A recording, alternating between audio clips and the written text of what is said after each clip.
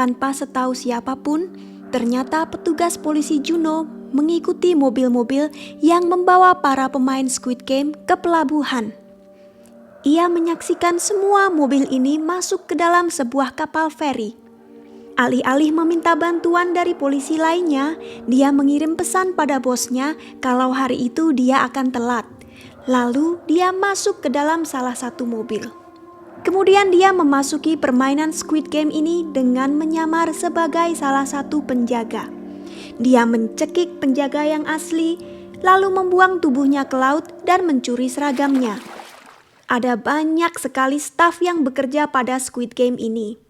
Mereka mengganti baju para pemain, menyimpan barang-barang mereka, lalu menempatkan mereka semua di dalam ruang penginapan yang sudah disiapkan dan menunggu mereka bangun.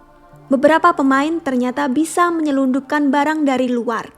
Kyun, Sang-woo, dan Ali memutuskan untuk bergabung membentuk satu tim kecil. Mereka juga mengundang kakek bernomor 1. Kakek ini baik hati dan juga pintar, meskipun mempunyai penyakit demensia.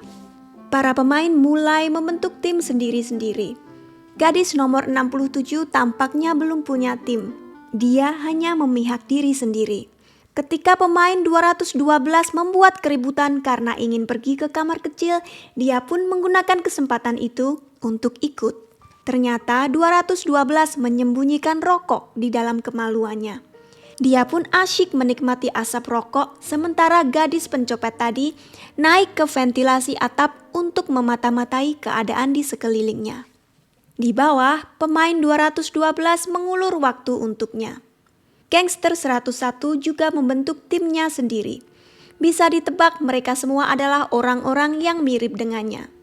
Setiap pemain yang ada di Squid Game memiliki agenda tersendiri. Ditambah dengan adanya Pak Polisi Juno yang berhasil menyusup, episode ini menjadi lebih menarik daripada sebelumnya. Kalau kemarin kita mendapat kesan bahwa para staf adalah penjaga tanpa hati yang terorganisir secara sempurna, di sini kita bisa melihat bahwa mereka juga manusia biasa.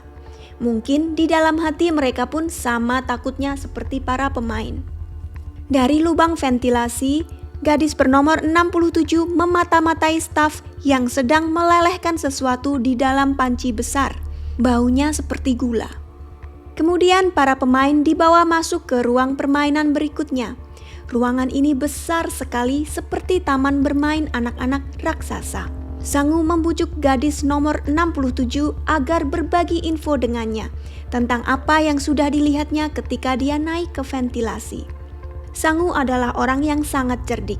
Sebagai imbalan, karena dia tahu berbagai permainan anak-anak di sana, dia akan membagi infonya permainan apa yang akan mereka lakukan selanjutnya.